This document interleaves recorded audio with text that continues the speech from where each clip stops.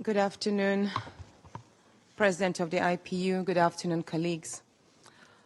I come with a heavy heart from Nigeria, but first I'd like to apologize to Honorable Kafila Ogbara. I am not here to bring shame to our country. I'm here to seek help for the women of Nigeria. Again, my name is Senator Natasha Akpabio. 5 days ago, on the 6th of March 2025, I was suspended. As a senator, I was suspended illegally because I submitted a petition of sexual harassment against the President of the Nigerian Senate, Senator Godswill Akpabio.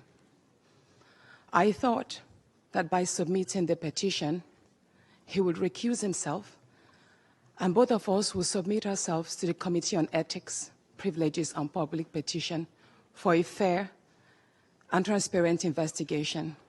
But unfortunately, I was silenced and I was suspended. I was suspended for 6 months, amongst many other stringent conditions, such as taking away my security, taking away all the officials, vehicles, and other items that were handed over to me as a senator. My salaries will be cut off. I must not appear anywhere near the National Assembly. And for 6 months, I'm not to introduce myself or present myself as a senator locally in Nigeria or internationally. That means I'm here illegally. But I had no other place to go but to come here and speak to you women. Because this is a bigger picture.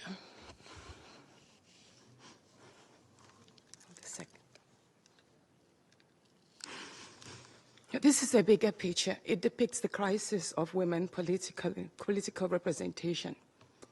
My suspension is not just about me. It's about the systemic exclusion of women from political leadership in Nigeria. Women make up 3.6% of political offices, and in the Senate, it's just 2.8. We have 109 men, and only 4 of us are women. So right now, it's 108 with only 3 women.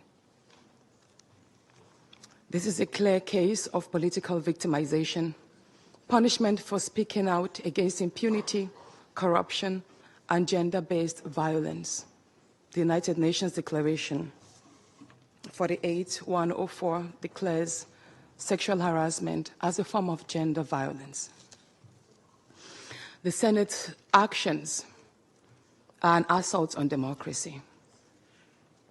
I was elected by my constituents to represent them. Yet a few powerful men have unilaterally decided to silence their voices by suspending me for 6 months. My call for an open and transparent investigation into harassment allegations have been met with hostility instead of accountability. If a female senator can be treated this way in the full view of the world, imagine what ordinary Nigerian women will go through every day in workplaces, in universities, and other aspects of our society. A culture of harassment and silencing must end. And this is not just a Nigerian issue. It is a global one. Women in politics, media, and businesses face threats, intimidation, and violence for simply demanding fairness. From sex for grades scandals in universities to harassment in workplaces and political spaces, Nigerian women have constantly been forced into silence.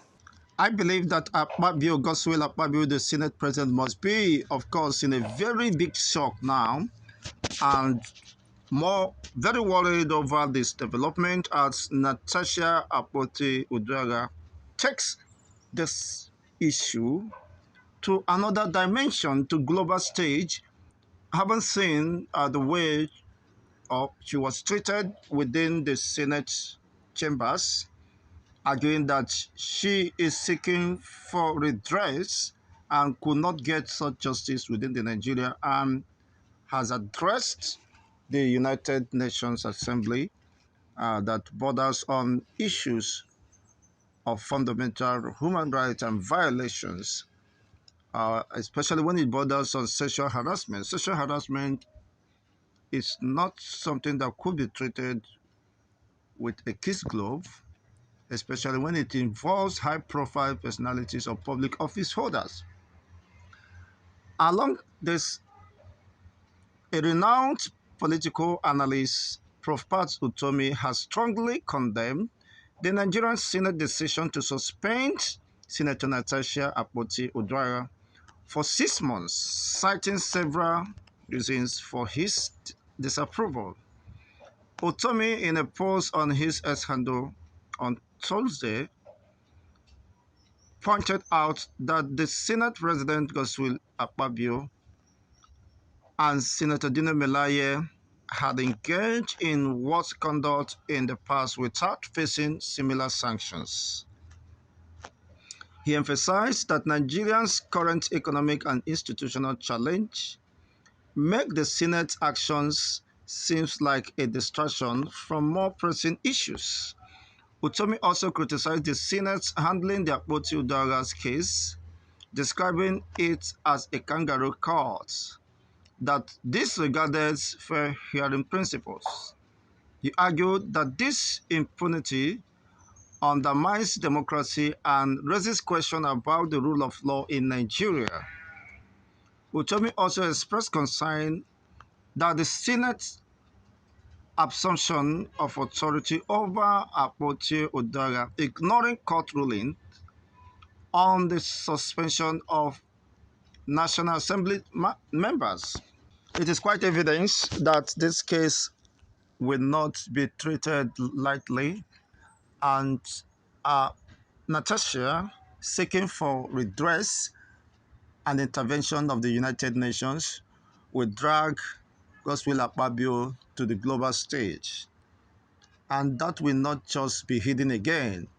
You see, whatever intentions they have for suspending Akpabio for 6 months, which contradicts the provisions of the Constitution of the Federal Republic of Nigeria, which unfortunately they happens to be the lawmakers, you see, who perhaps have acted beyond the threshold of what the law stipulates, even when there were court rulings or injunctions in that regard.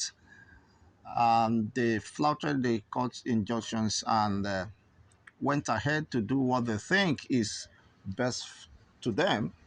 But that, of course, will be challenged regardless of their positions or whatever sentiments they may want to with. Akpabio must face, of course, the consequences of such actions, and being that she is being alleged to have sexually harassed Natasha, a senator representing Kogi Central constituency.